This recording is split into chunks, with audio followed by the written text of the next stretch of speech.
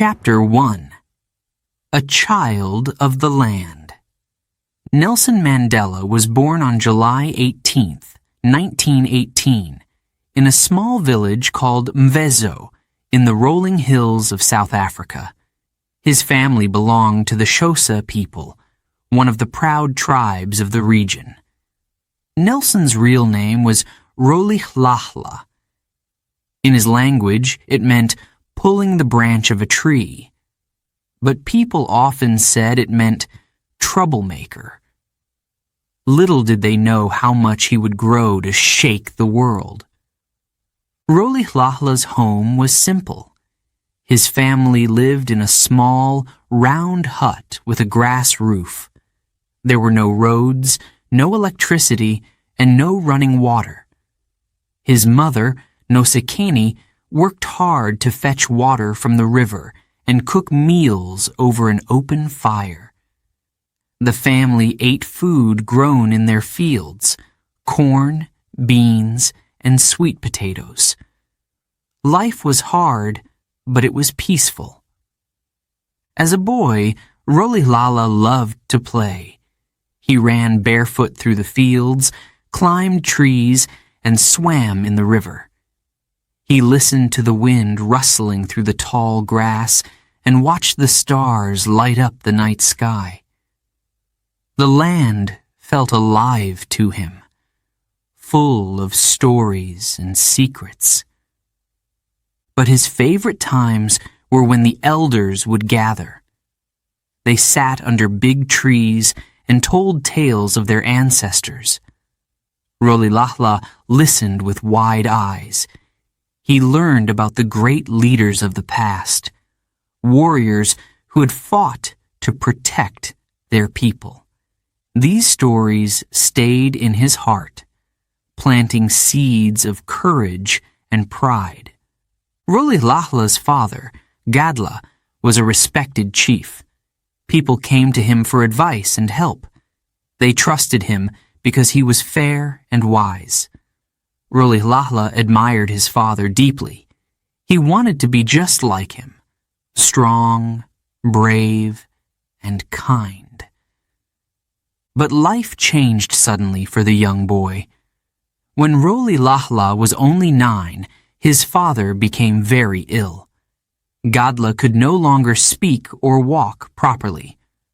One quiet evening, he passed away. Rolihlahla sat beside his father's body, holding back tears. He was too young to understand fully, but he felt a great loss. After Gadla's death, life in Mvezo became difficult for the family. Rolihlahla's mother decided to move to another village called Kunu, where they could live with relatives. Kunu was different, but it became a happy place for Rolihlahla. He found joy in helping with chores and exploring the countryside. It was in Kunu that Rolihlahla started to dream of a different kind of life. His mother sent him to a small school nearby, the first in his family to ever attend. On his first day, his teacher asked for his name. When he said Rolihlahla, she smiled and said, "From now on, your name will be Nelson." Nelson. It was a strange name, one he didn't understand, but it became part of him, marking the beginning of a new chapter in his life. At school, Nelson learned to read and write. He was curious about everything. He asked questions, loved stories, and wanted to know how the world worked. Education opened his mind to new ideas, but it also raised questions. Why were black children sent to schools with so few books? Why did white people seem to have so much more? At home, Nelson continued to learn from his family and community. His mother taught him the value of kindness and humility. She showed him how to respect others, even when times were hard. The elders in Kunu taught him about the customs of their people. He learned how to greet others properly, how to honor his ancestors, and how to hold his head high with pride. One day, Nelson was sent to live with a powerful chief named Jongintaba Dalindyebo. Jongintaba was the acting regent of the Thembu people, and he took Nelson into his home as a ward. Nelson felt nervous when he arrived. The chief's home was much grander than anything he had ever known, but he was grateful for the opportunity. Living with Jongintaba changed Nelson's life. The chief treated him like a son and gave him a chance to study at better schools. Nelson learned about leadership by watching Jongintaba make decisions. He saw how the chief listened to his people and tried to solve their problems. Even though Nelson was young, he began to notice the unfairness in the world around him. Black people like him were treated as second-class citizens. They had to carry passes to prove where they were allowed to go. They could not vote or own land. It made Nelson angry, but he also felt powerless. At night, when the house was quiet, Nelson would lie awake thinking. He thought about the stories of brave leaders he had heard as a boy. He thought about his father's strength and his mother's kindness. He wondered if one person could make a difference in such an unfair world. One day, Nelson saw something that stayed with him forever. He was walking through the village when he saw a group of white men beating a black man. The man was on the ground, begging them to stop, but they kept hitting him. Nelson wanted to help, but he was too scared. He stood frozen, his fists clenched. Later, he told himself, "One day, I will fight against this. One day, I will make it stop." Back at school, Nelson began to work harder than ever. He knew education was his way forward. He studied English, history, and politics. He learned about leaders from around the world, people who had fought for justice and equality.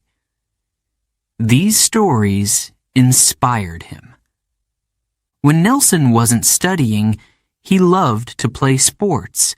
He joined his school's track and boxing teams. Sports taught him discipline and teamwork.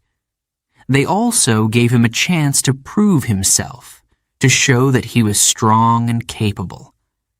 Through it all, Nelson remained deeply connected to his heritage. He never forgot the lessons of his childhood, the value of hard work, the strength of his ancestors, and the power of standing together as a community. As Nelson grew older, his dreams grew too. He no longer wanted to just help his family or his village. He wanted to help his people, everyone who was suffering under the unfair system of apartheid. But Nelson was still young. He didn't know how he would make a difference. He didn't know what challenges lay ahead. All he knew was that he couldn't give up. The boy who had once run through the fields of Kunu was now a young man with a burning desire for change. The seeds of courage planted in his heart as a child were beginning to grow. His journey was only beginning. This was the story of a child who loved his land, his people, and justice. A child who would one day grow into one of the greatest leaders the world had ever known. Chapter 2. A Name to Remember. Rolilala was 7 years old when his mother took him to his first day of school. He was nervous, but also excited. It was a cool morning in Kunu, and the sound of birds filled the air. His mother held his hand tightly as they walked along the dusty path. He wore his best clothes, a simple shirt and shorts. His mother had washed them the night before and ironed them with care. When they arrived at the small one-room school, Rolilala stared at the building.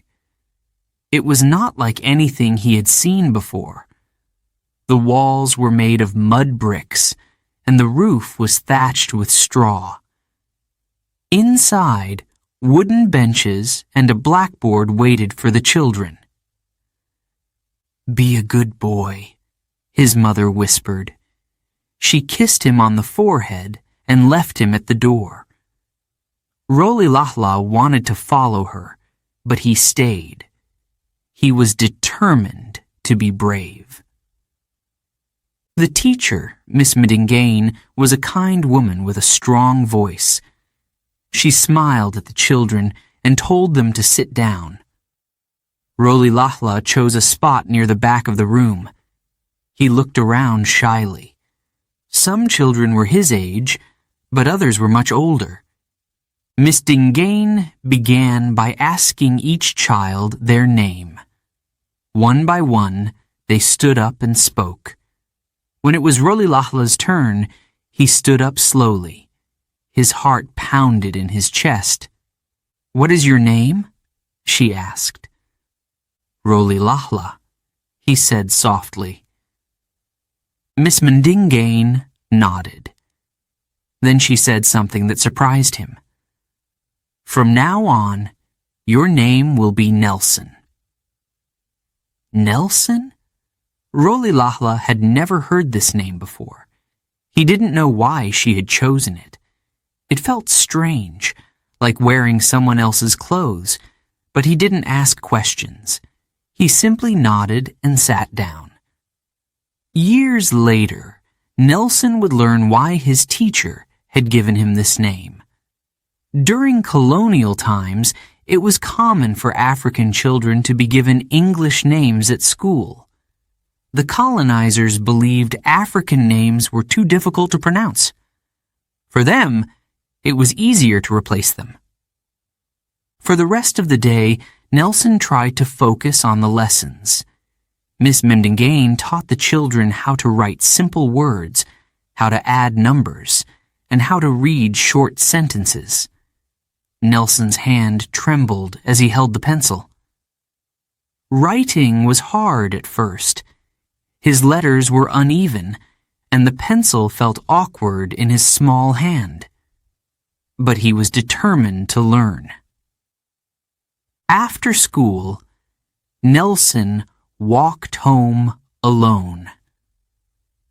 The sun was setting, painting the sky with shades of orange and pink. He thought about his new name. He whispered it softly to himself. Nelson? Nelson? It still felt strange, but he began to get used to it.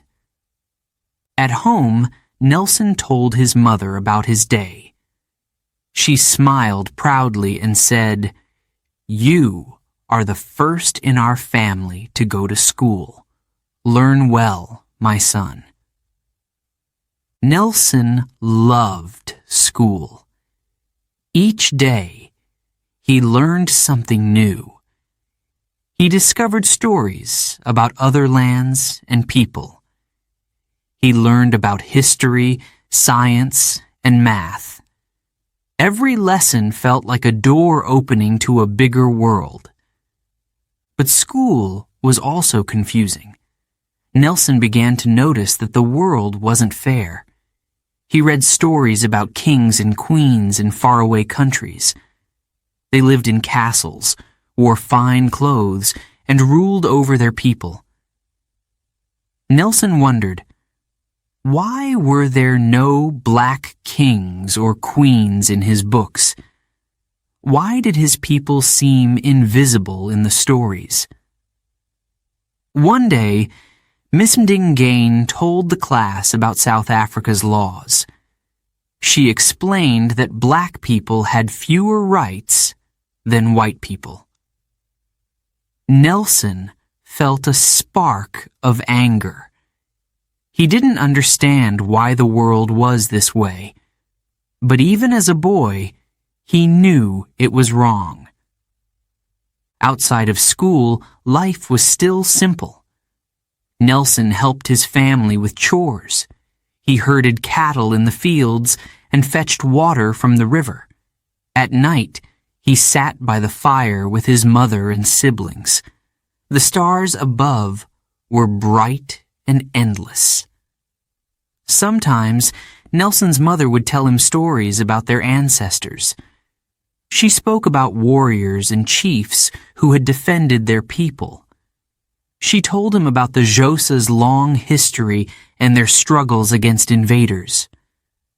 Nelson listened carefully, his eyes shining. He felt proud of his heritage. At school, Nelson learned about another kind of leader. Miss Mdingane told the class about Abraham Lincoln, the American president who had fought to end slavery. She spoke of George Washington, who had helped his country gain independence. Nelson admired these men. He dreamed of one day becoming a leader too. But life in Kunu wasn't just about dreams. It was also about survival. Nelson saw how hard his mother worked to provide for the family. Her hands were rough from carrying heavy loads of water and firewood. Her face was lined with worry. One evening, Nelson asked his mother, "Why do we have to work so hard?" His mother looked at him with tired eyes. "Because this is our life," she said. "But you can change it, my son. Study hard. Learn all you can. One day you might do something great." Her words stayed with Nelson. He didn't know what he would do, but he felt a growing sense of purpose. As the years passed, Nelson's love for learning grew. He read every book he could find. He asked questions in class and worked hard to understand the answers. He loved history most of all. It made him feel connected to the past and gave him hope for the future. But Nelson also felt the weight of his new name.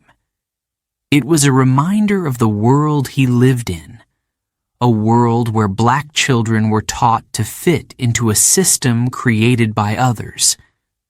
Nelson didn't know how to change this yet, but he promised himself one thing. He would never forget who he really was. At school, Nelson's teachers often praised him for his hard work. "You are a bright boy," they would say. "You can go far." Their words encouraged him, but they also made him feel the pressure to succeed. He wanted to make his family proud. One day, Nelson stood outside the schoolhouse, looking at the hills in the distance. He thought about his father, who had once been a leader in their village. He thought about his ancestors, who had fought for their people's freedom. He thought about his mother, who believed in him. Nelson clenched his fists and whispered to himself, "I will do something important. I don't know what it is yet, but I will find a way." The boy who had walked into school as Rolihlahla was now Nelson, but deep inside he was still the same child, a child of the land, of his people, and of hope. This was just the beginning of his journey. The The path ahead would be long and full of challenges, but Nelson Mandela was ready to take the first step, and then the next. Chapter 3. Discovering Injustice. Nelson Mandela was still a young man when he left the rolling hills of Kunu for the busy streets of Johannesburg. The city was like nothing he had ever seen before. Tall buildings reached toward the sky, cars roared down wide roads, and people hurried everywhere. It was loud, crowded, and full of energy. But beneath the excitement, Nelson began to notice something troubling, something deeply wrong. As he walked through the city, he saw how differently people lived. In the neighborhoods where white South Africans lived, the streets were clean, and the houses were large and beautiful. Children played in big gardens. Their parents wore fine clothes and seemed to walk without worry.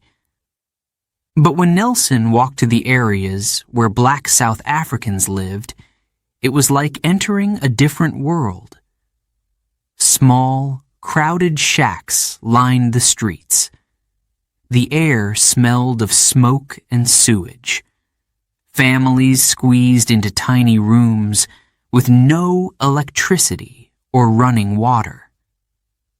Children played barefoot in the dirt, their faces thin from hunger. Nelson could not believe his eyes. How could life be so unfair? The system of apartheid had created this division. Under apartheid, South Africa's government made strict laws separating people by race. Black South Africans could not live in the same neighborhoods as white South Africans. They could not go to the same schools, eat at the same restaurants, or even use the same public toilets. Everything was divided, and the white minority controlled it all. Nelson began to feel anger rise inside him. He thought about his mother's hard work and the struggles of his people back home. Now he saw that the problem was not just poverty.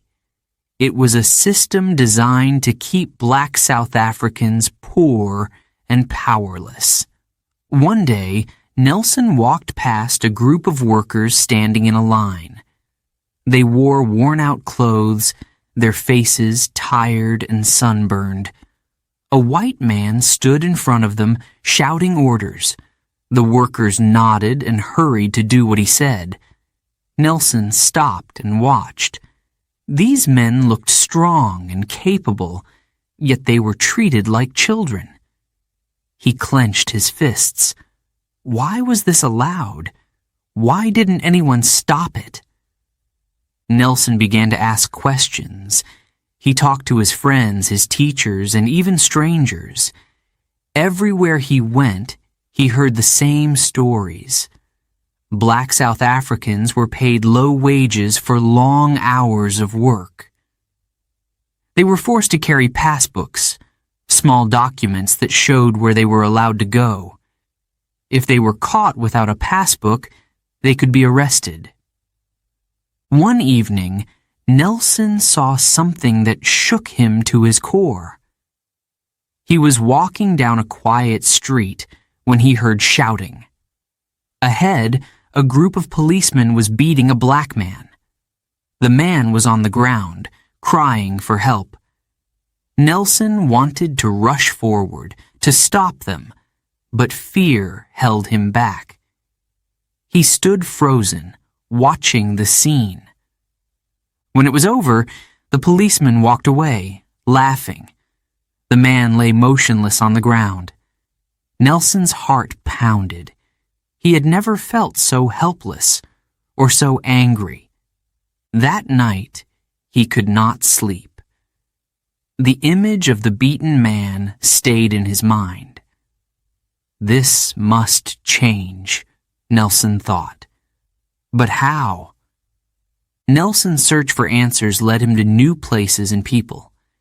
He began attending meetings of the African National Congress, ANC, a group of activists fighting for the rights of black South Africans. At first, he just listened. The speakers talked about equality, justice, and the need for change. They spoke with passion and hope, even though the challenges seemed enormous. Nelson was inspired. He began to see that he was not alone in his anger. There were others who felt the same way, others who were ready to fight against injustice. One of the people Nelson met was Walter Sisulu, a wise and determined man who became his mentor. Walter believed that change was possible, but that it would take hard work and courage.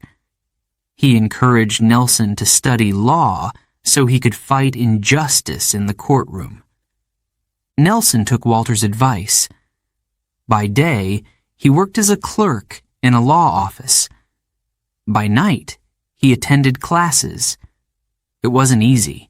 The textbooks were difficult, and the exams were demanding. But Nelson was determined. He knew that education was a powerful weapon. As Nelson learned more about apartheid, his anger grew. He read about laws that stripped black South Africans of their land, their freedom, and their dignity. He heard stories of families torn apart, of children who could not go to school because their parents were too poor. But Nelson also began to see hope. He saw people standing up, speaking out, and refusing to give in to fear. He saw ordinary men and women becoming leaders, their voices growing louder with each protest. One day, Nelson attended a peaceful march in the city center. Hundreds of people gathered, holding signs that read, "Equal rights for all," and "End apartheid now." Nelson felt a surge of pride as he joined the crowd. Together, their voices echoed through the streets. But the police arrived quickly. They shouted at the protesters to leave.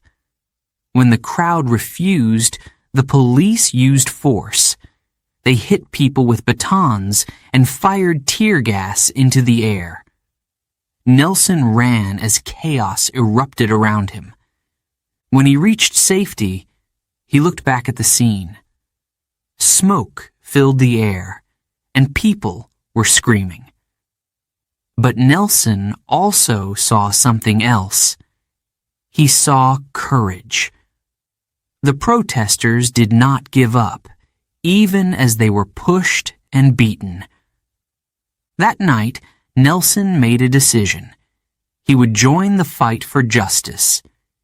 He did not know exactly how, but he knew he could not stand by and do nothing. The injustice he had seen was too great to ignore.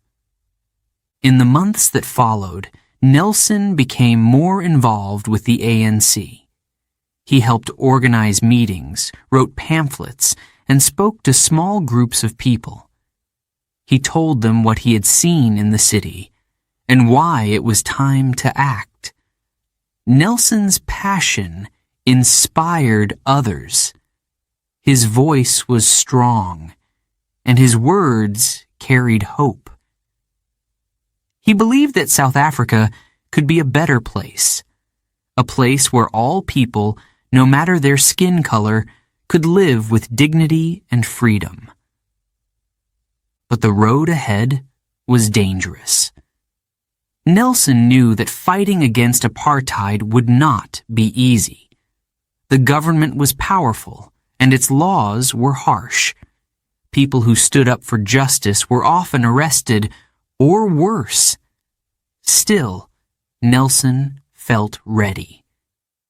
The boy from Kunu, who had once listened to stories of brave leaders, was now becoming one himself. As Nelson Mandela stood in the bustling streets of Johannesburg, he looked out at the divided city. He saw pain and poverty, but he also saw the possibility of change. He knew it would be a long journey, but he was willing to take the first step. The fight for freedom had begun. Chapter 4. The Young Lawyer.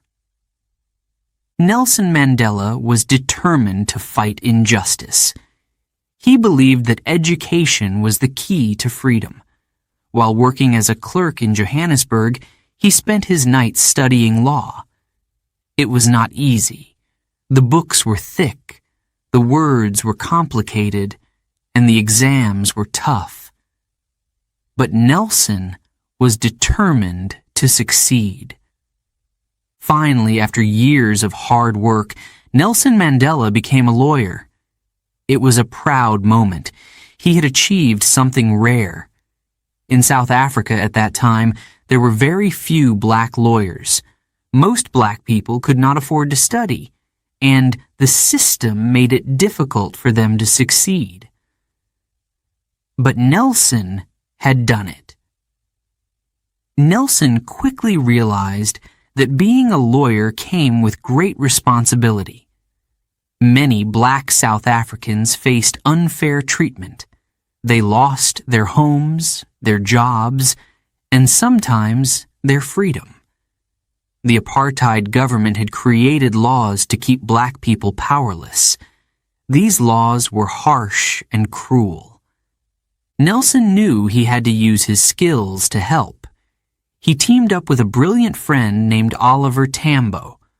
Oliver was also passionate about justice.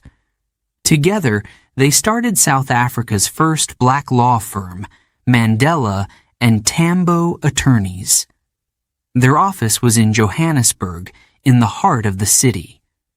From the moment the firm opened its doors, people came in waves. Men and women, old and young, stood in line to see them. Most of these people were poor. They couldn't afford to pay high fees, but they needed help. One day, an elderly woman walked into the office. Her face was tired, and her hands shook as she held a piece of paper. It was an eviction notice. The government had decided to take her home away, forcing her and her family to leave. "I have nowhere to go," she said softly, tears in her eyes. Nelson sat with her, listening carefully. Then he smiled gently and said, "We will fight this together." He worked tirelessly on her case and others like it. Nelson and Oliver took on cases that no one else wanted. They defended people who were arrested without reason, workers who were unfairly fired, and families who were forced out of their homes. The work was not easy.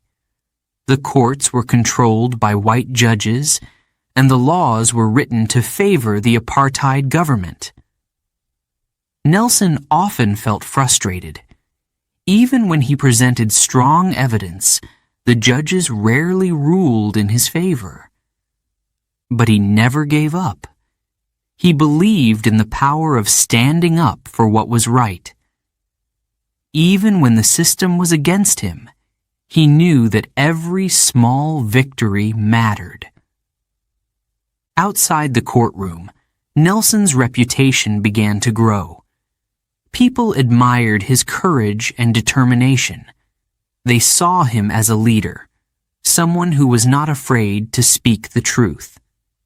Nelson's partnership with Oliver Tambo was also a source of strength. Oliver was calm, thoughtful, and wise. He balanced Nelson's fiery passion. Together, they made a powerful team, but their work was not without risks. The government kept a close watch on Nelson and Oliver. They did not like that two black lawyers were challenging their system. Nelson often noticed men in plain clothes standing near their office, watching them. One evening, as Nelson was walking home, he was stopped by a policeman. "Where are you going?" the officer barked. "To my home," Nelson replied calmly. The policeman stared at him, then said, "Don't think you can change things, Mandela. You'll regret it." Nelson didn't respond. He knew better than to argue, but inside his resolve grew stronger. He thought, "They can watch me, threaten me, even arrest me, but I will not stop fighting." At Mandela and Tambo, the work never slowed down. Nelson often stayed late into the night, preparing cases. His desk was piled with papers, and the sound of his pen scratching against the page filled the quiet room. One night, Oliver walked in with 2 cups of tea. He placed one on Nelson's desk and said, "You're working too hard, my friend." Nelson looked up and smiled. "We have to, Oliver. The people need us." Oliver nodded. He understood. They both knew that their work was about more than winning cases. It was about giving people hope. Nelson's fight for justice extended beyond the courtroom. He became more involved with the African National Congress, ANC. The ANC was a group that fought against apartheid. They organized protests, strikes, and marches. Nelson believed in their cause. At ANC meetings, Nelson spoke passionately. He told the audience about the injustices he saw every day, the families torn apart, the workers mistreated, the children denied an education. His words moved people. "We must fight together," he said at one meeting. "We cannot let fear stop us. The time for change is now." The crowd erupted in cheers. Nelson's voice gave them strength. But the government did not like the growing resistance. They responded with force. Police raided the homes of ANC members, arrested protesters, and banned meetings. One day, Nelson and Oliver received a notice. The government had declared their law firm a threat to public safety. They were forced to close their office. Nelson was heartbroken. He knew how much people depended on them. Closing the firm felt like a step backward, but he refused to let the government's actions defeat him. He said to Oliver, "If we can't help people as lawyers, we will help them as activists." Nelson threw himself into the fight against apartheid. He spent his days organizing protests and his nights reading about leaders like Mahatma Gandhi, who had used peaceful resistance to fight injustice. Nelson believed that change could happen if people stood together. One day, during a march, Nelson was arrested for the first time. The police accused him of organizing an illegal protest. He was taken to a small, dirty cell and locked inside. As he sat in the darkness, Nelson felt a wave of anger. But he also felt something else: determination. This was the price of fighting for freedom, and he was willing to pay it. When Nelson was released, he went straight back to work. He knew that the road ahead would be long and difficult, but he was ready. Through his work as a lawyer and an activist, Nelson Mandela became a symbol of hope.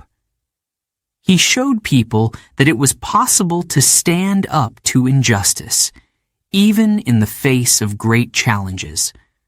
The young lawyer from Johannesburg was no longer just a man fighting individual cases. He was becoming a leader in the fight for a better South Africa. And his journey was only just beginning. Chapter 5. The Freedom Fighter. Nelson Mandela had always believed in justice. As a lawyer, he fought for people who couldn't defend themselves. But the more he worked, the more he realized something important. South Africa's problems were bigger than any single case. The entire system of apartheid was built to keep black South Africans oppressed. It wasn't enough to win in court. The laws themselves had to change. By now, Nelson was deeply involved with the African National Congress, ANC. The ANC wanted to end apartheid peacefully. They organized protests, boycotts, and strikes to challenge the government. Nelson believed in this mission. He saw the ANC as a way to bring people together and fight for freedom.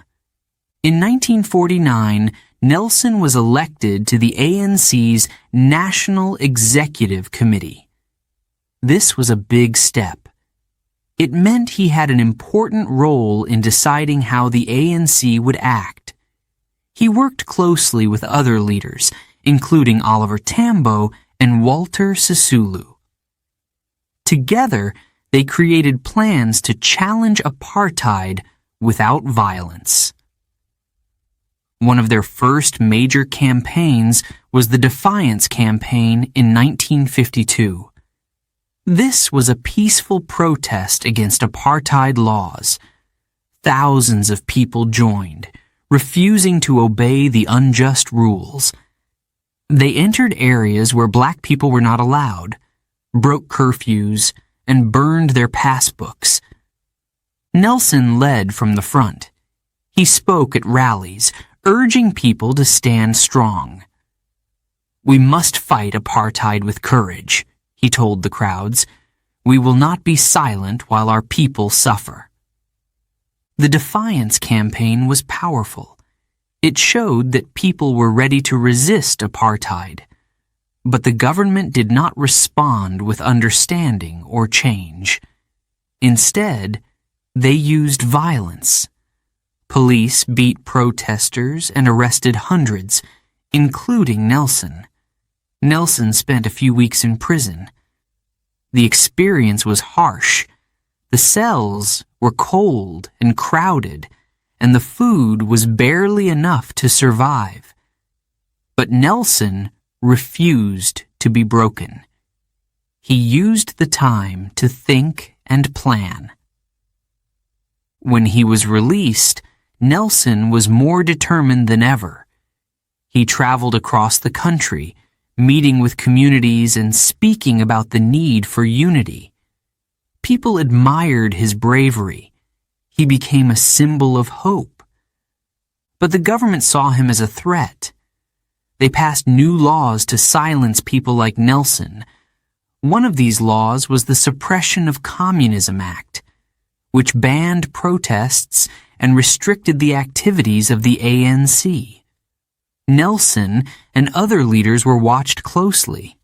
Their phones were tapped, and plainclothes policemen followed them everywhere. In 1956, Nelson was arrested again. This time, he and 155 others were charged with treason. The trial lasted for 5 long years. During this time, Nelson continued his work, balancing life as a lawyer, activist, and family man. The trial ended in 1961, and all the accused were found not guilty. Nelson was free again, but he knew his freedom could be taken away at any moment. The government's oppression continued to grow. Peaceful protests were met with guns and batons. Entire communities were forced out of their homes. The ANC tried to negotiate with the government, but they refused to listen. Nelson began to lose faith in peaceful methods. He still believed in justice, but he could see that the government would not change on its own. It was time for a new approach. In 1961, Nelson helped to form Umkhonto we Sizwe, which means Spear of the Nation. This was a military wing of the ANC. Its goal was not to hurt people, but to attack symbols of apartheid, government buildings, railway lines, and power stations. They wanted to show the government that the fight for freedom would not be stopped. Nelson became the leader of Umkhonto we Sizwe. It was a dangerous role. He knew the risks. If he was caught, the punishment would be severe. But Nelson was willing to make the sacrifice. "The struggle is my life," he said. To avoid arrest, Nelson went underground. He moved in secret, changing his location often. Sometimes he dressed as a worker or a driver to avoid detection. He lived apart from his family, only seeing them in brief, secret visits. It was a lonely and difficult time. During this period, Nelson became known as the Black Pimpernel. The police searched for him everywhere, but he always managed to stay one step ahead. His face was on wanted posters, and a large reward was offered for his capture. Even while underground, Nelson continued to lead. He traveled across South Africa, meeting with activists and building support for the cause. He also went abroad, visiting other countries to gain international backing for the fight against apartheid. In 1962, Nelson returned to South Africa after a trip abroad, but the government had been tracking his movements. On August 5th, 1962, he was stopped by police on a quiet road outside Durban. He was arrested and taken into custody. When the news spread, people were shocked. Nelson Mandela, the Black Pimpernel, had been caught, but Nelson remained calm. He knew the fight was bigger than one man.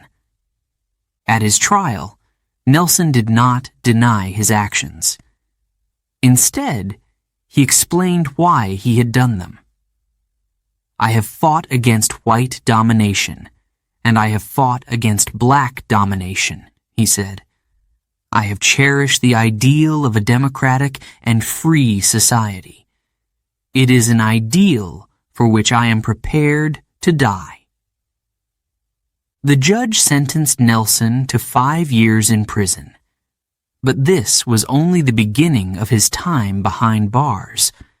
Soon, more charges would follow, and his journey as a freedom fighter would take a new turn.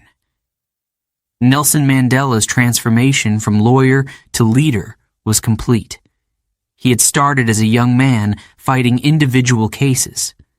Now, he was a symbol of resistance, leading a nation's fight for freedom. His story was far from over. The road ahead would be even harder. But Nelson was ready to face it, no matter the cost. Before we begin, Chapter 6, a quick note for our listeners. You're currently listening to this audiobook on WooEnglish. Remember, this content is specially made for WooEnglish listeners only. If you're hearing it on any other channel, it may be a violation of WooEnglish's rights. Please ensure you're tuned into the right source to fully enjoy and respect this audiobook journey. Now, let's continue the story. Chapter 6. Captured. It was a quiet day on August 5th, 1962, when Nelson Mandela was traveling outside Durban. He was dressed as a chauffeur, trying to avoid suspicion. For months, he had been living in secret, moving from place to place, always watching over his shoulder. The police had been searching for him, calling him the Black Pimpernel. Now, they had found him. Nelson's car was stopped on the road. A police officer stepped forward, his face stern. "You're under arrest," he said. Nelson's heart sank, but he didn't show it. He stayed calm. He knew this day might come. The arrest shocked the nation. Nelson Mandela, the leader of the underground movement, was now in custody. People whispered in fear. What would happen to the fight for freedom? What would happen to him? The police took Nelson to jail and charged him with leaving the country without permission and inciting strikes. The trial began, and Nelson defended himself with courage. He explained why he had left South Africa to seek support for the struggle against apartheid. He spoke clearly, his voice strong. He told the court, "I am fighting for justice. I am not a criminal." Despite his defense, Nelson was sentenced to 5 years in prison. The government hoped this would silence him, but Nelson was not afraid. He believed his sacrifice was necessary for the greater good. While Nelson was in prison, the police continued their search for other leaders of the resistance. In 1963, they raided a farmhouse in Rivonia, near Johannesburg. There, they found documents linking Nelson and other ANC members to acts of sabotage against the apartheid government. The Rivonia trial began in October 1963. Nelson and 9 other men were accused of planning to overthrow the government. The charges were serious, and the punishment could be death. The courtroom was tense. Armed guards surrounded the building. Journalists from around the world came to watch. The accused stood together, their heads held high. They knew the trial was more than just a legal battle. It was a fight for the future of South Africa. The prosecutor described Nelson and his co-accused as dangerous terrorists. He painted them as enemies of the state. But Nelson was ready to defend himself. When it was his turn to speak, he stood tall and looked directly at the judge. His speech was powerful. He did not deny the charges of sabotage. Instead, he explained why he had done it. "I have fought against white domination," he said, "and I have fought against black domination. I have cherished the ideal of a democratic and free society in which all persons live together in harmony and with equal opportunities." The courtroom was silent. Everyone listened as Nelson continued. His voice was steady, full of emotion. Then he said the words that would be remembered forever. "It is an ideal which I hope to live for and achieve. But if needs be, it is an ideal for which I am prepared to die." These words sent shockwaves around the world. People admired Nelson's bravery. They saw a man willing to risk everything for his beliefs. The trial lasted for 8 long months. During this time, Nelson spent his days in a small, cold cell. At night, he thought about his family, his friends, and the future of his country. He missed his children deeply. He knew they were growing up without him. On June 12, 1964, the judge delivered the verdict. Nelson Mandela and 7 others were found guilty of sabotage. They were sentenced to life in prison. When Nelson heard the sentence, he remained calm. He had prepared himself for this moment. But inside, his heart ached. He thought of his family, the movement, and the people who depended on him. He worried about what would happen to the fight for freedom. Nelson and the other prisoners were taken to Robben Island, a bleak and isolated prison off the coast of Cape Town. The journey there was somber. The men knew they might spend the rest of their lives behind bars. On the island, life was harsh. The prisoners were forced to do hard labor, breaking rocks under the hot sun. They slept on thin mats in tiny cells. The food was poor, and the guards were cruel. Despite the conditions, Nelson refused to give up. He encouraged the other prisoners to stay strong. He reminded them that their sacrifice was for a greater cause. Back in South Africa, the Rivonia trial and Nelson's imprisonment had a profound impact. The government hoped it would crush the resistance, but instead, it inspired people to fight harder. Around the world, protests erupted. People demanded Nelson's release. They saw him as a symbol of hope and justice. His name became known in every corner of the globe. From his cell, Nelson wrote letters to his family and comrades. He couldn't say much because the guards read everything he wrote, but his words carried strength and hope.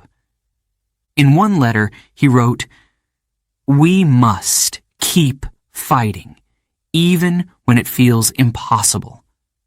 Our struggle is just, and one day we will win." The years passed slowly. Nelson missed seeing his children grow up. He missed the warmth of his wife, Winnie, and the laughter of his friends.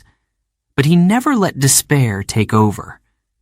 Nelson used his time in prison to learn. He read books about politics, philosophy, and history. He believed that knowledge was a powerful weapon against injustice. Even behind bars, Nelson Mandela remained a leader. He inspired his fellow prisoners to stay united. He negotiated with the prison authorities to improve their conditions. Slowly, he gained their respect. Nelson's imprisonment was meant to silence him, but it had the opposite effect. His voice grew louder, carried by people across South Africa and around the world. The man who had been captured on a quiet road was now a symbol of the fight for freedom. And though he was behind bars, his spirit was free. Nelson Mandela's journey was far from over. The struggle continued, and the world was watching. Chapter 7. Robben Island. Nelson Mandela arrived at Robben Island on a cold, gray day in 1964. The island was surrounded by rough, icy waters. It was quiet except for the sound of the wind and the crashing waves. This place, far from the mainland, was meant to break the spirit of its prisoners. But Nelson was determined not to let it break his. As the guards led Nelson off the boat, they shouted orders. "Keep your head down," one barked. Nelson looked straight ahead. He would not let them see fear in his eyes. The prison on Robben Island was harsh. Nelson was given a small cell, no bigger than a closet. The floor was bare, with only a thin mat to sleep on. There was a bucket for a toilet. A single window, high up on the wall, let in a sliver of light. Nelson stood in the center of the cell, taking it in. He touched the cold, rough walls. This would be his home.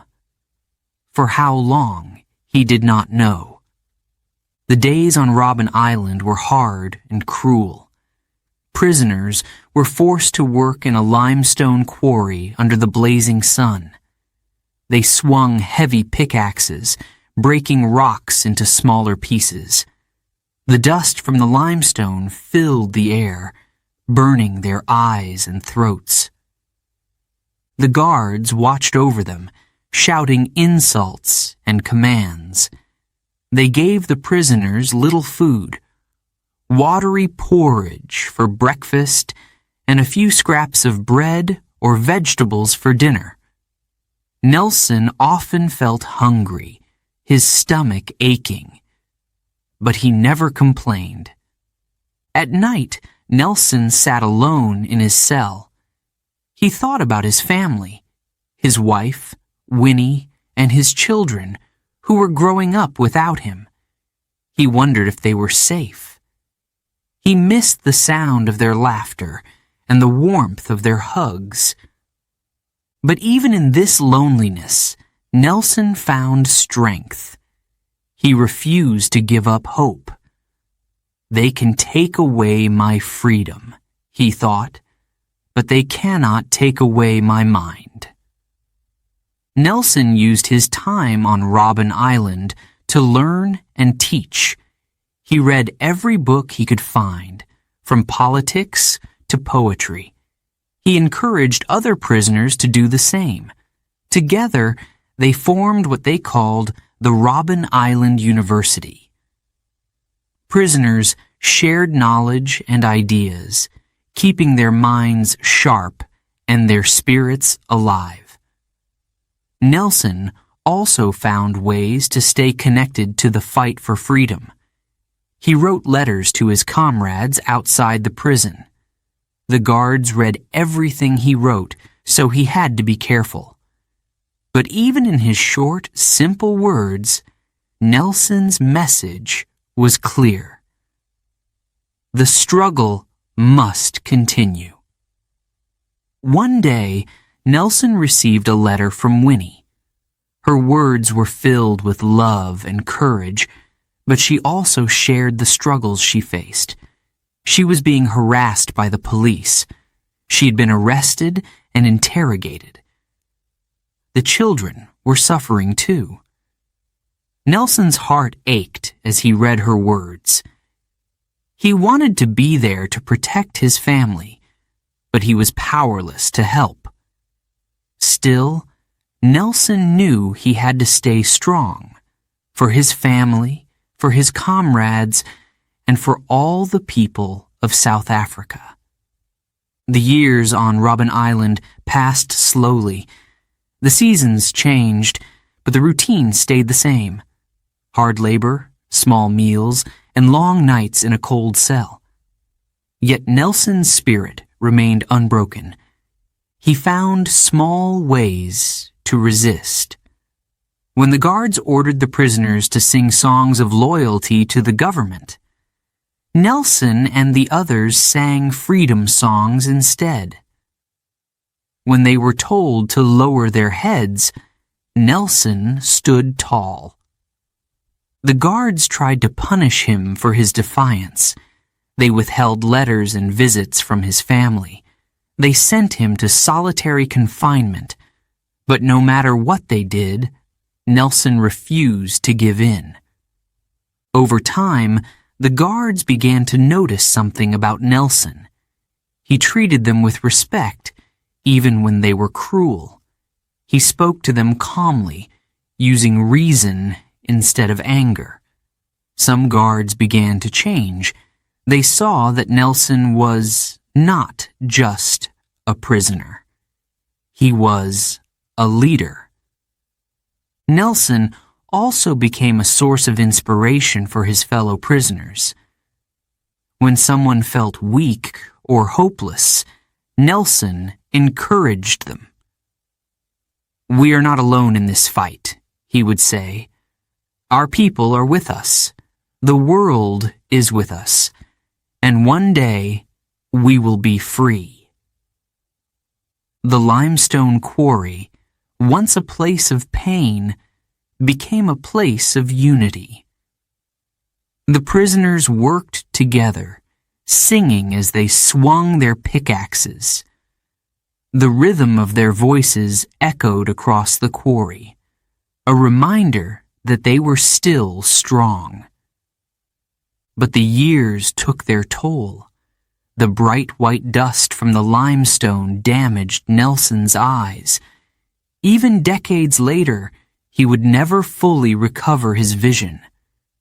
His back ached from the heavy labor, and the cold nights made his bones ache.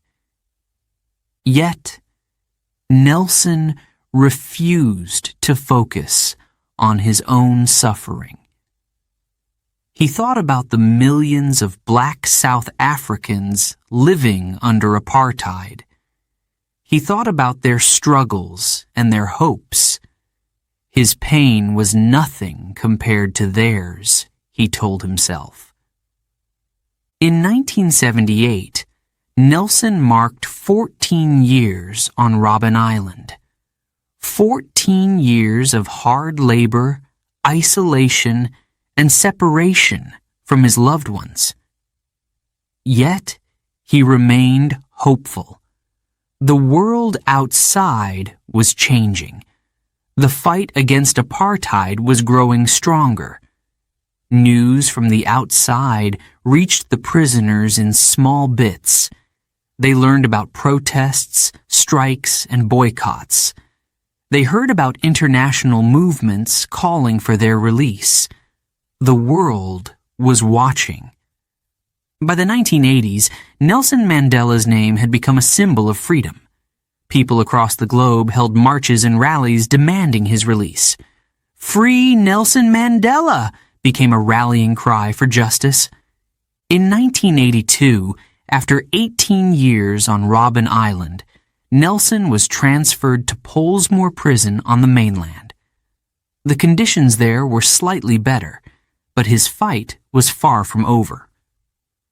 Robben Island had tested Nelson Mandela in every way possible. It had tried to break him, to silence him, to erase his spirit.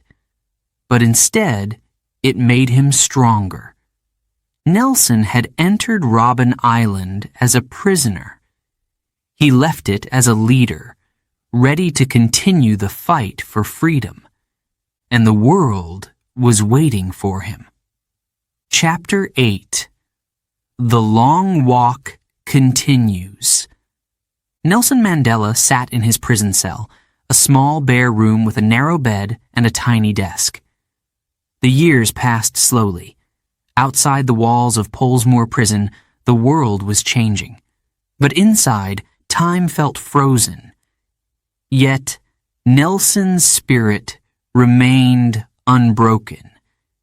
His body was locked away, but his voice and his message reached far beyond the prison gates. By the 1980s, Nelson Mandela had become more than just a man. He was a symbol of freedom. His name was spoken with respect in South Africa and across the world. People admired his courage and his willingness to sacrifice for justice. The fight against apartheid did not stop when Nelson was imprisoned. In fact, it grew stronger. Inside South Africa, resistance movements became more organized. Protests, strikes, and boycotts shook the nation. Workers refused to go to their jobs. Students marched in the streets. The people demanded change. Nelson's role in this fight remained powerful. From his cell, he sent messages to his comrades. He gave advice and shared his vision for a free South Africa.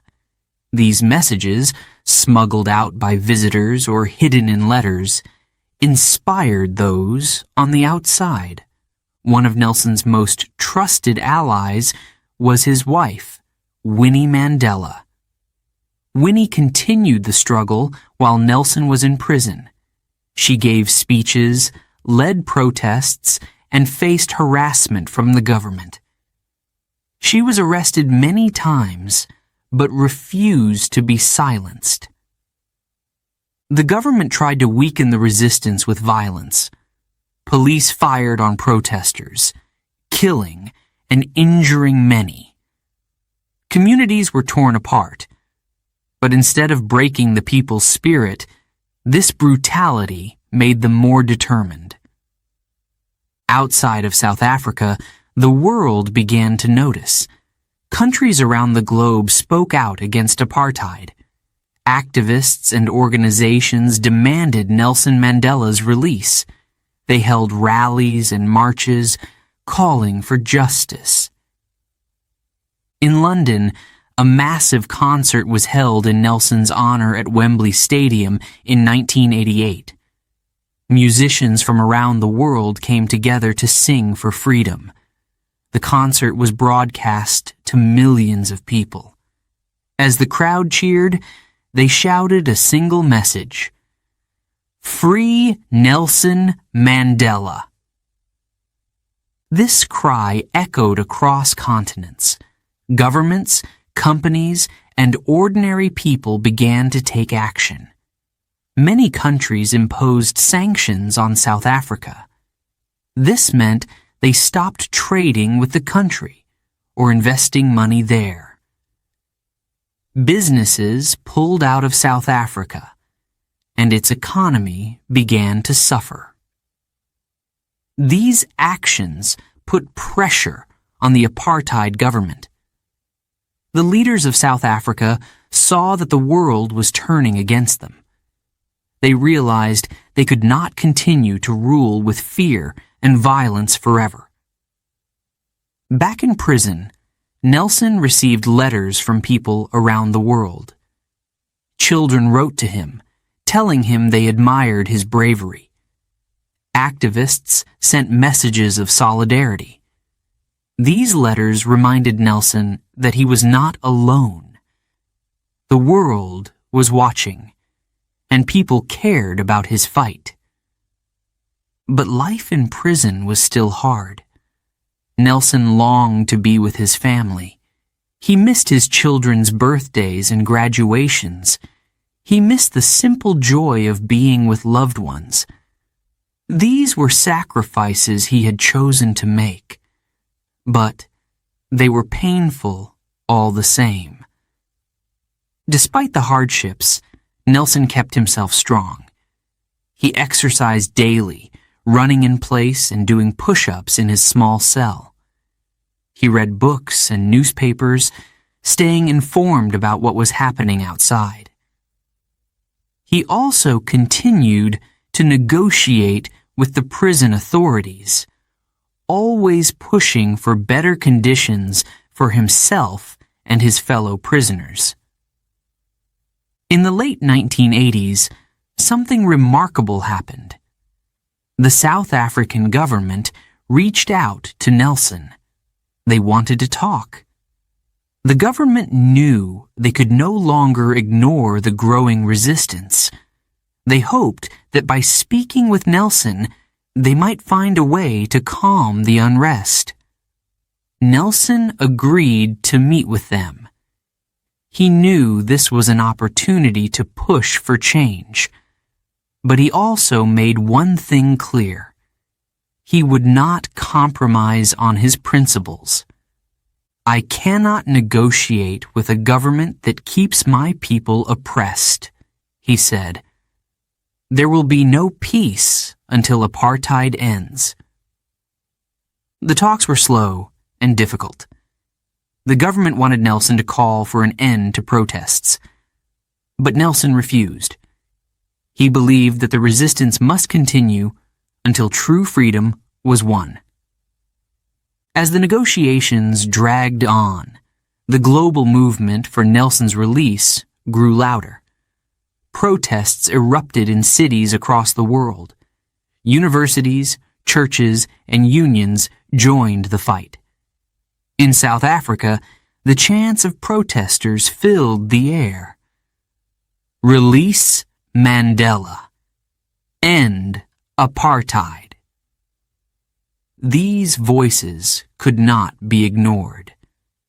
Nelson Mandela had become a symbol of hope not just for South Africans, but for people everywhere who believed in justice.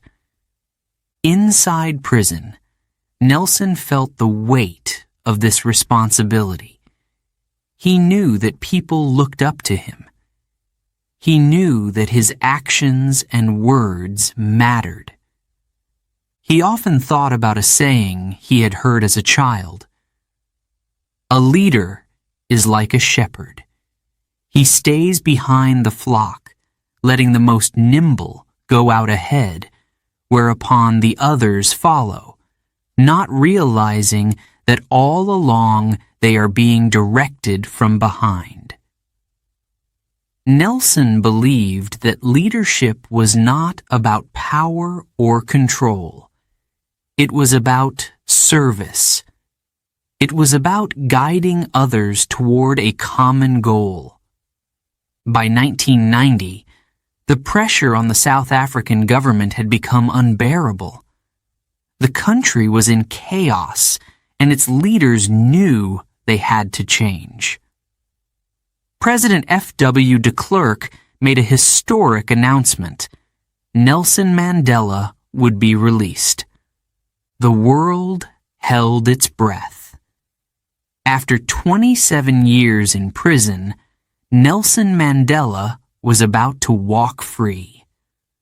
The long walk toward freedom was far from over. But this moment marked the beginning of a new chapter. Nelson's years of sacrifice, strength, and hope had not been in vain. The fight for justice had spread across the globe, and the dream of a free South Africa was closer than ever. Nelson Mandela's journey continued, and the world stood with him. Chapter 9. Freedom at Last. It was February 11th, 1990. The sun was bright, and the air buzzed with excitement. Crowds of people gathered on the streets of Cape Town, holding banners and singing freedom songs. They had waited for this day for 27 years. Nelson Mandela was going to walk free. Inside Victor Verster Prison, Nelson Mandela stood tall. He was 71 years old now, but his spirit was strong. The guards opened the gates. Nelson stepped forward, blinking in the sunlight. He looked calm, but inside, his heart raced. As he walked out, hand in hand with his wife, Winnie, a sea of people erupted into cheers. Thousands of hands waved in the air. People sang, danced, and shouted, "Viva Mandela!" The joy was overwhelming. Nelson paused for a moment. He raised his fist high in the air, a symbol of victory, of resilience, of freedom. The crowd roared even louder. Many wept, unable to hold back their tears. Nelson looked out at the faces before him. Black, white, young, old. People from all walks of life had come to see this historic moment. He smiled. This was not just his freedom. It was theirs too. The journey to this day had been long and painful. Nelson had spent 27 years in prison, away from his family and the world. He had missed watching his children grow up. He had endured loneliness, harsh conditions, and uncertainty. But he had never given up hope. From the stage set up for his speech, Nelson's voice carried across the crowd. I stand here before you not as a prophet, but as a humble servant of you, the people, he began. His voice was steady, full of emotion. Our struggle has reached a turning point. Apartheid must end. The crowd cheered again. Nelson continued, calling for peace and unity. We must not let hatred guide us, he said. We must work together to build a South Africa where all people can live in freedom and dignity. The words were powerful. They showed the kind of leader Nelson Mandela had become. He did not seek revenge. Instead, he wanted reconciliation. He knew that healing the nation would take time, patience, and love. But Nelson also knew the challenges ahead. South Africa was still divided. The apartheid government had not yet fallen. Violence between communities was rising, and trust was broken. The road to true freedom would not be easy. In the days following his release, Nelson met with leaders from all sides. He spoke with members of the African National Congress, ANC, urging them to remain united. He met with government officials, pushing them to begin dismantling apartheid. There were moments of tension. Not everyone agreed with Nelson's call for peace. Some wanted to fight back against the years of oppression with violence, but Nelson remained firm. Peace is the only path forward, he said. The media followed Nelson everywhere. Journalists from around the world wanted to hear his story. They asked him about his years in prison, his hopes for South Africa, and his plans for the future. Nelson answered thoughtfully, always focusing on unity and justice. At home, Nelson's release brought new challenges. His years in prison had taken a toll on his family. Winnie had been a strong voice for the struggle, but she had also faced her own battles. The two worked to rebuild their relationship, but the years of separation had created distance. Nelson also had to adjust to a world that had changed dramatically. Technology was different. The political landscape had shifted.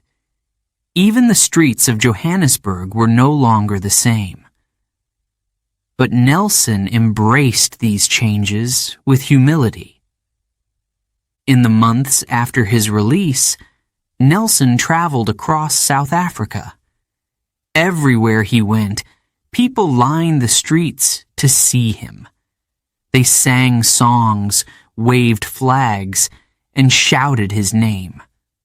For many, Nelson represented hope, the promise of a better future. But not everyone was happy about Nelson's freedom. Some in the white community feared what his release might mean.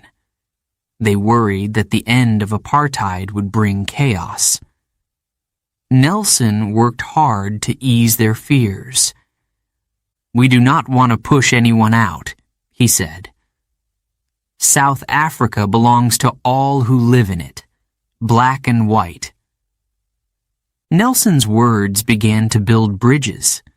Slowly, people from different communities started to listen to each other. It was not easy, but Nelson's leadership inspired hope. In December 1993, Nelson Mandela and President F.W. de Klerk were awarded the Nobel Peace Prize. The prize recognized their efforts to peacefully end apartheid. It was a proud moment for South Africa.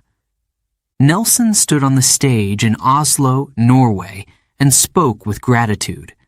This prize is for all the people of South Africa who have worked tirelessly for freedom, he said. The road ahead is long, but together we can achieve peace. As 1994 approached, South Africa prepared for its first democratic elections. For the first time, black South Africans would be allowed to vote. Nelson Mandela, the man who had once been imprisoned for his beliefs, now stood as a candidate for president. The excitement in the country was electric. People lined up for hours to cast their votes. For many, it was the first time they had ever voted in their lives. On April 27, 1994, the election results were announced. Nelson Mandela had won. He would become South Africa's first black president. Standing before the crowd at his inauguration, Nelson Mandela took the oath of office. His voice was calm but filled with emotion. Never, never, and never again shall it be that this beautiful land will experience the oppression of one by another, he declared. The crowd erupted in cheers. South Africa had entered a new era. Nelson Mandela's release from prison was more than just a moment in history. It was the beginning of a journey toward healing and unity. The man who had walked out of Victor Verster prison on that sunny day in 1990 had become a symbol of resilience, forgiveness, and hope. The challenges ahead were great, but Nelson believed in the power of the people. Together, they could build the South Africa they had dreamed of, a nation where freedom truly belonged to everyone. Chapter 10. A Nation Votes. The year was 1994, and South Africa was about to change forever. For the first time in its history, people of all races would be allowed to vote. It was a moment millions had dreamed of, and Nelson Mandela stood at the heart of it. For decades, apartheid had silenced the voices of black South Africans. They had been denied the basic right to choose their leaders. But now, after years of struggle and sacrifice, that right was finally theirs. The air buzzed with excitement, hope, and the promise of a new beginning. On April 27, 1994, people lined up at voting stations across the country. Some had walked for miles to be there. Others had camped overnight, eager to cast their vote. The lines were long, so long that they stretched out of sight. But no one complained. They stood patiently under the hot sun or in the cool morning mist, determined to make history. For many, it was the first time they had ever voted. Elderly men and women who had lived their whole lives under apartheid stood beside young people, hopeful for a better future. Some cried as they dropped their ballots into the box. Others laughed and hugged one another. It was a moment of pure joy. Nelson Mandela cast his vote in a small school in his home province of KwaZulu-Natal. He wore a calm expression, but his heart was full.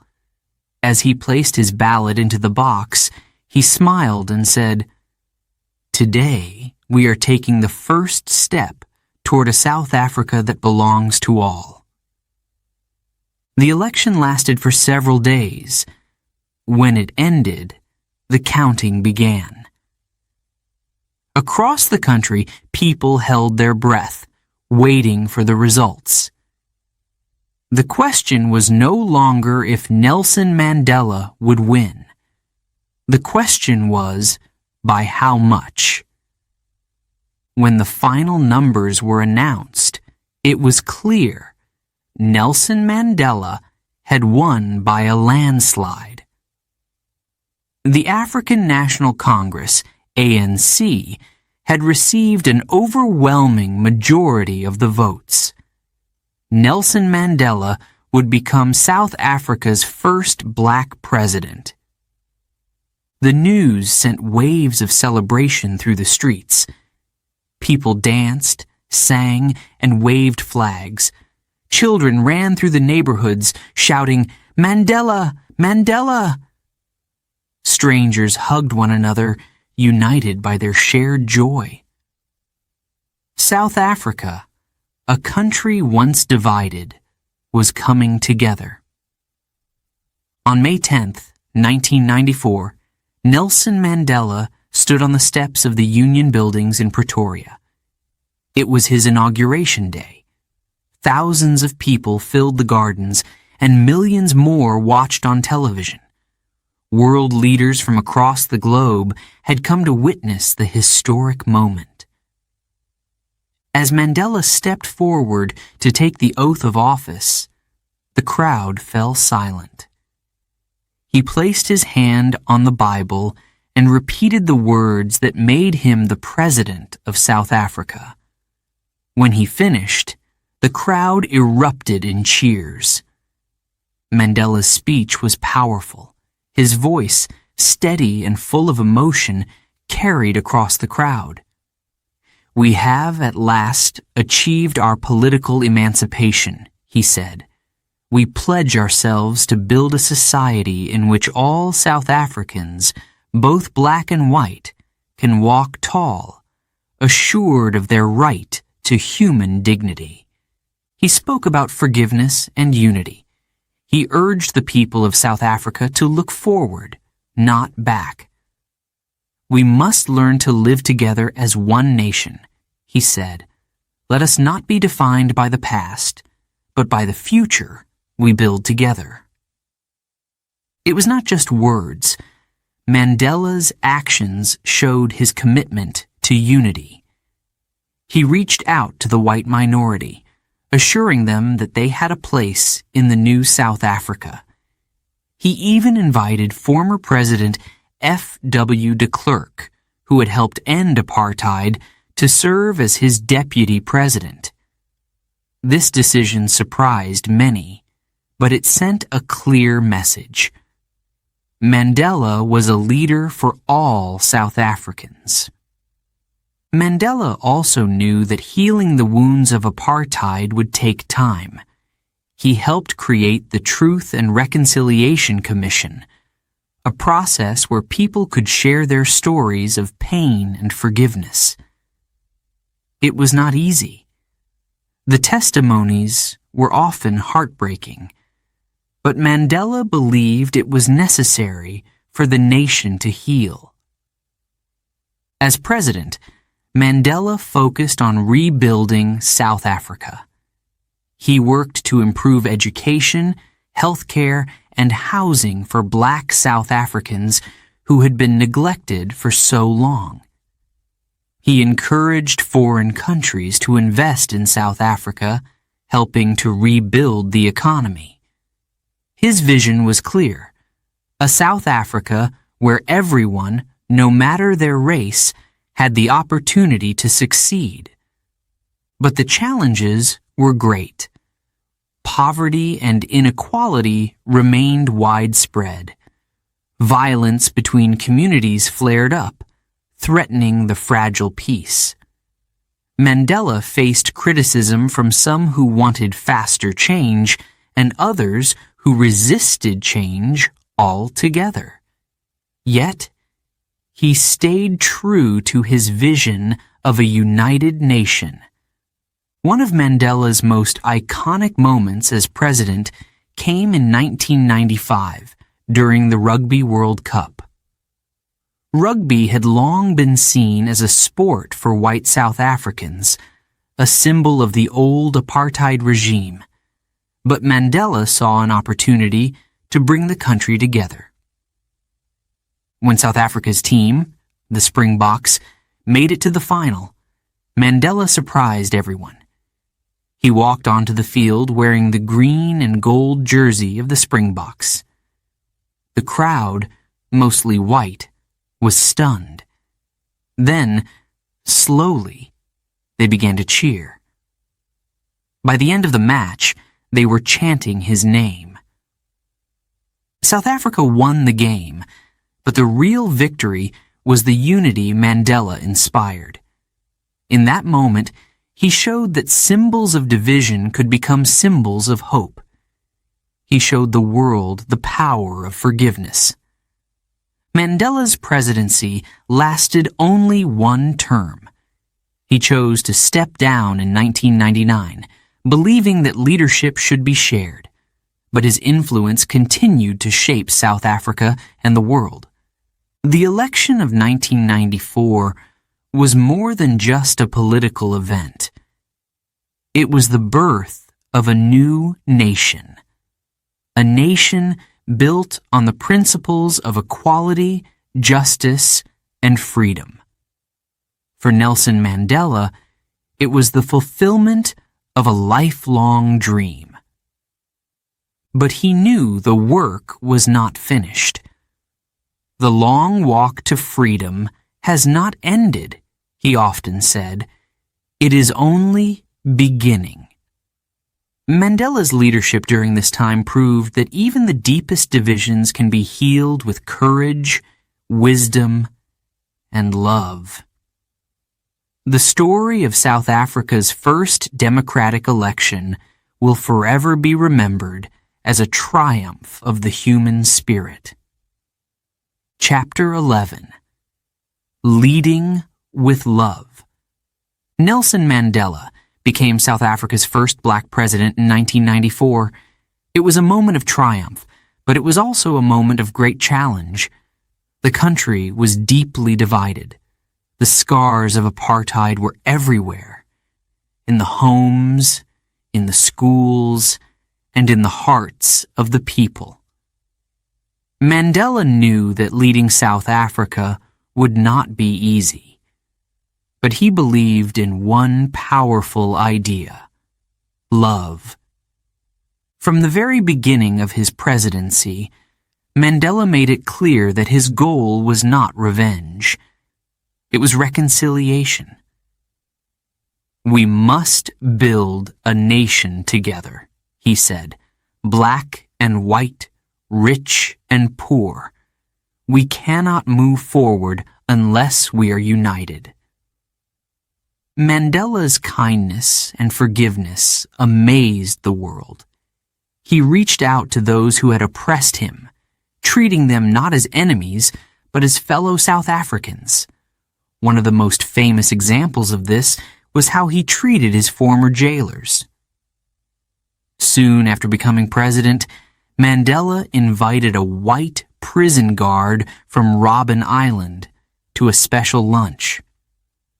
The man had been strict but fair to Mandela during his imprisonment.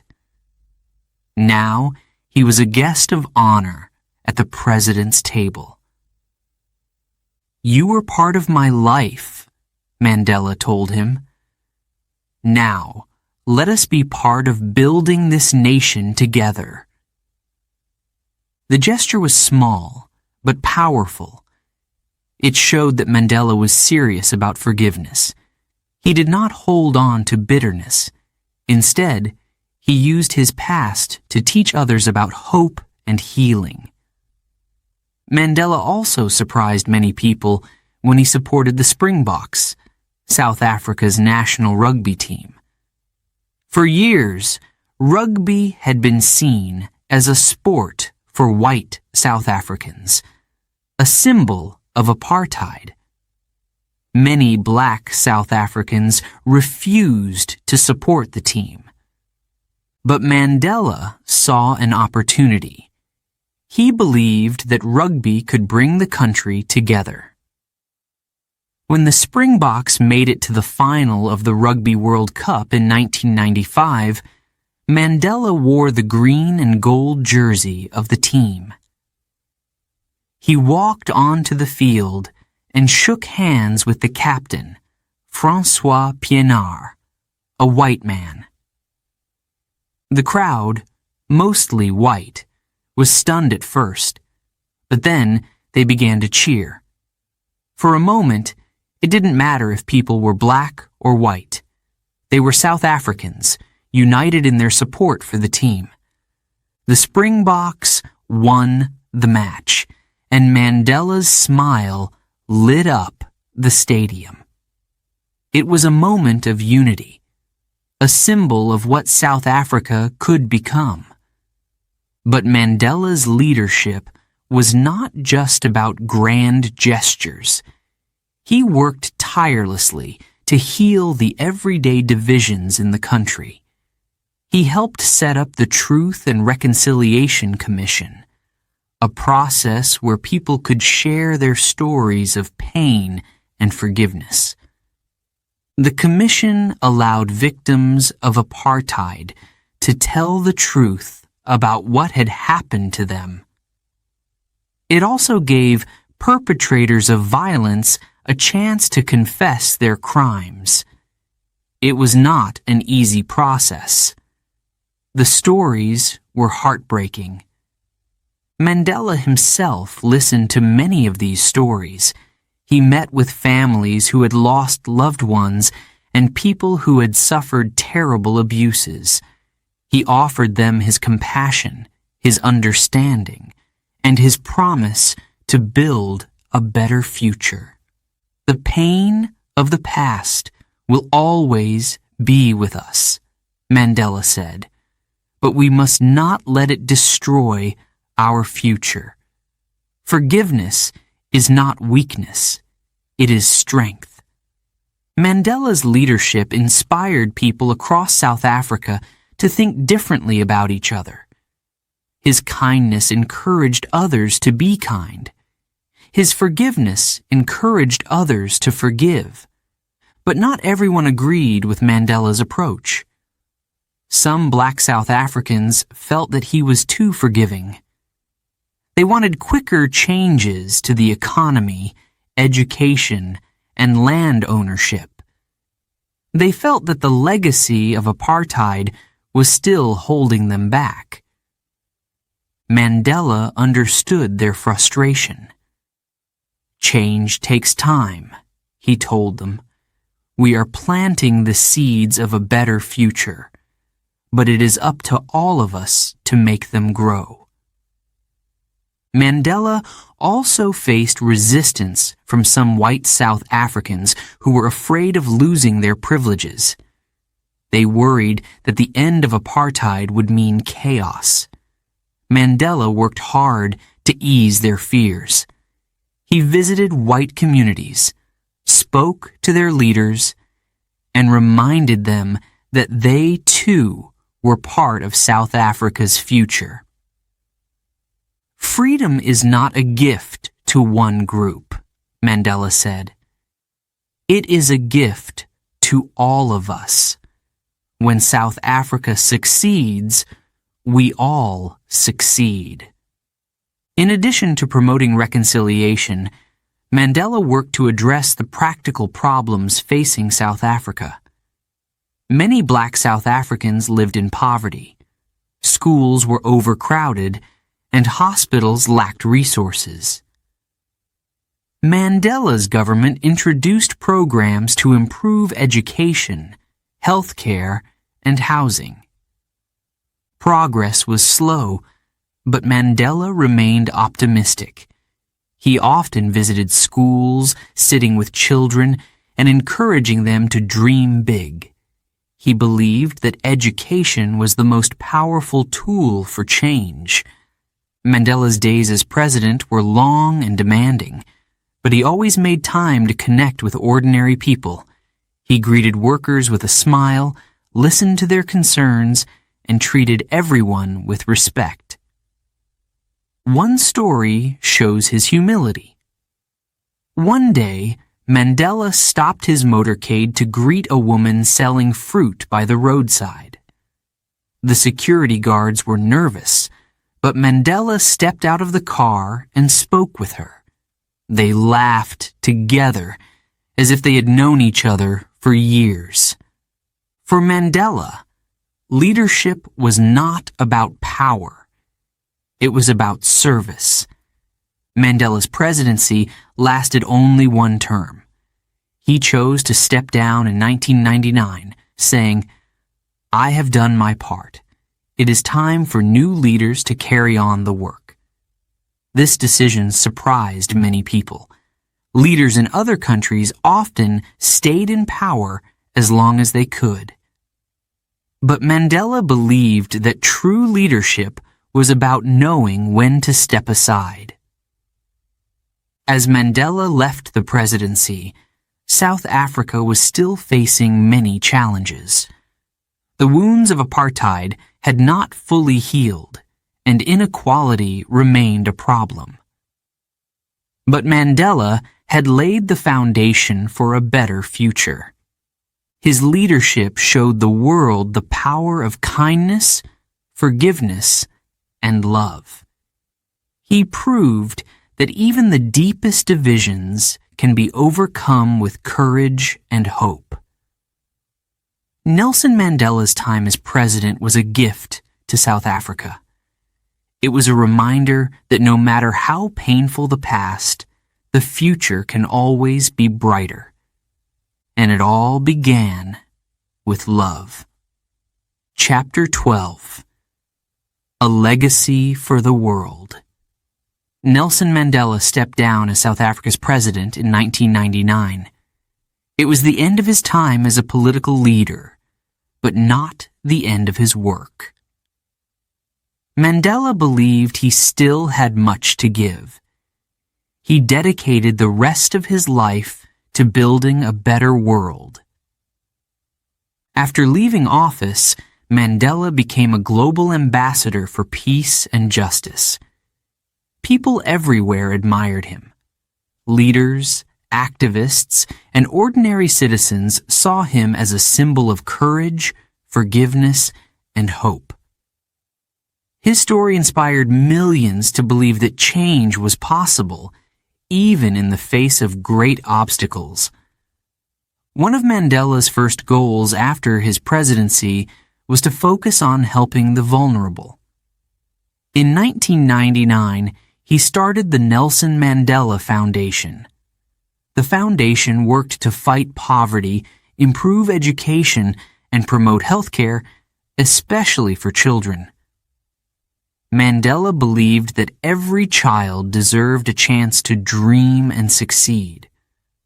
Mandela also became an outspoken advocate in the fight against HIV/AIDS. At the time, South Africa was facing a devastating epidemic. Many leaders avoided discussing the disease, but Mandela refused to stay silent. In speeches and interviews, he urged people to seek treatment and education. He spoke openly about the need to end the stigma surrounding HIV/AIDS. His leadership brought hope to many and saved countless lives. Around the world, Mandela's influence continued to grow. He traveled to different countries, meeting with presidents, prime ministers, and even kings and queens. Everywhere he went, people greeted him with respect and admiration. But Mandela remained humble. He often said, "I am just an ordinary man who was given an extraordinary task." In 2002, Mandela traveled to Oslo, Norway, to help award the Nobel Peace Prize. He had received the prize himself in 1993, but now he stood as a symbol of unity, presenting it to others who worked for peace. He reminded the audience that the fight for justice was a shared responsibility. One of Mandela's most famous global efforts was his work with the Elders. This group of respected leaders and activists, formed in 2007, worked together to solve world problems. They focused on issues like conflict resolution, climate change, and human rights. Mandela's wisdom guided the group, and his presence gave it strength. Mandela also spoke out against inequality, on a global scale. He believed that rich countries had a duty to help poorer nations. He called for fair trade, better access to education, and stronger efforts to end poverty. His words encouraged people and governments to act with compassion and responsibility. Despite his international fame, Mandela never forgot the people of South Africa. He continued to visit schools, hospitals, and community centers. He listened to their struggles and celebrated their successes. To Mandela, every person mattered, whether they were a world leader or a farmer in a small village. Mandela's humility and kindness touched everyone who met him. One story tells of a young girl who approached him during a visit to a rural school. She was nervous, but asked him for a hug. Mandela smiled warmly and embraced her, saying, "You are the future of this country." It was a simple gesture, but it showed his deep care for others. Mandela's later years were not without challenges. In 2003, he lost his son Magatho to AIDS. The loss was heartbreaking, but Mandela used his grief to fuel his advocacy. He spoke more openly about the importance of addressing the HIV/AIDS crisis, saying, "We must act boldly. The time for silence is over." As Mandela grew older, his health began to decline. He retired from public life in 2004, saying, "I want to spend time with my family, while I still have the energy to enjoy it." But even in retirement, his influence continued. The world still looked to him as a source of wisdom and hope. Mandela celebrated his 90th birthday in 2008. Leaders from across the globe sent messages of love and respect. In South Africa, thousands of people sang and danced in his honor. Mandela used the occasion to remind everyone of the work that still needed to be done. "We have achieved much," he said, "but there is still much to do." On December 5th, 2013, Nelson Mandela passed away at the age of 95.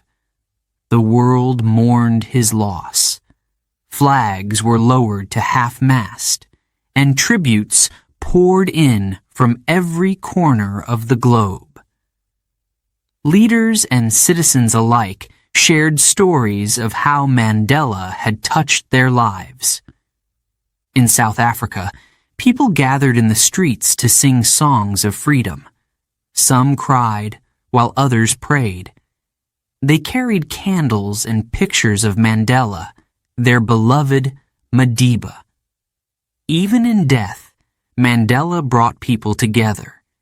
Nelson Mandela's legacy continues to inspire. His life taught the world important lessons about courage, forgiveness, and the power of hope. He showed that even the most divided societies could find a path to unity. He proved that one person's actions could change the world. Mandela's words remain a guide for generations to come. He once said, "It always seems impossible until it is done." These words remind us that no matter how difficult the journey, we must keep going. Today, statues of Mandela stand in cities around the world. His image appears on South African currency. His birthday, July 18th, is celebrated as Mandela Day, a global day of service. People are encouraged to spend 67 minutes, one for each year Mandela devoted to public service, helping others. Nelson. Mandela's story is not just the story of a man. It is the story of a movement, a nation, and a world striving for justice. His legacy lives on in the hearts of millions who continue his fight for equality and peace. The long walk to freedom was Mandela's journey, but it is also ours. As we walk forward, his life reminds us to lead with love, stand firm in our beliefs, and never lose hope for a better tomorrow.